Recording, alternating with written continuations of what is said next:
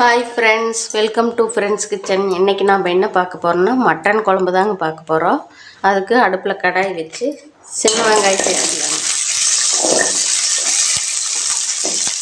தக்காளி 2 தக்காளி சேர்த்துக்கலாங்க. இதை நல்லா வதக்கி விட்டுக்கலாங்க.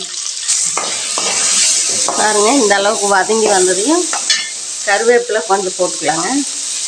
தேங்காய் 1/2 மூடி திருவி வச்சுருக்கிற போட்டுக்கலாங்க. கசகசா இருந்து இப்போ போட்டால் நல்லா இருக்குங்க. எங்கள் வீட்டில் கசகசா இன்றைக்கி இல்லை, இருக்கிறவங்க போட்டுக்கோங்க. ஆனால் அது போட்டால் குழம்பு டேஸ்ட்டாக நல்லா இருக்குங்க. நல்லா வதங்கி வந்துடுச்சுங்க. இப்போ இதை மிக்ஸி ஜாரில் போட்டு அரைச்சிக்கிட்டு வந்துடலாங்க. இப்போ குழம்பு தாளிச்சிக்கலாங்க. எண்ணெய் விட்டுக்கலாங்க. கடுகு உளுத்தம்பருப்பு 1/4 ஸ்பூன் போட்டுக்கலாங்க. ஜீரகம் ஒரு 1/4 ஸ்பூன் போட்டுக்கலாங்க. வெங்காயம் ஒரு வெங்காயம் போட்டுக்கலாங்க. கருவேப்பிலை கொஞ்சம் போட்டுக்கலாம்.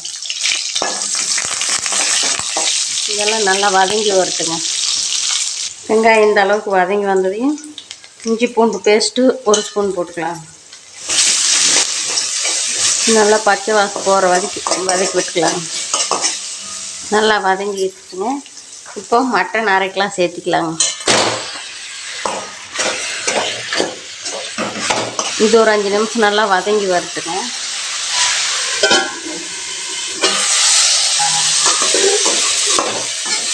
பாருங்கள், இந்த அளவுக்கு நல்லா வதங்கி வந்ததையும் 1/4 ஸ்பூன் மஞ்சள்தூள் போட்டுக்கலாங்க.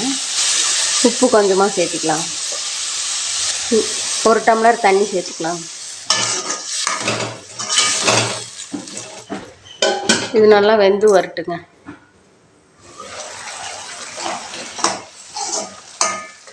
ஓரளவுக்கு நல்லா பாருங்கள், ஊற்றின தண்ணியெல்லாம் நல்லா சுண்டி வந்துருச்சு.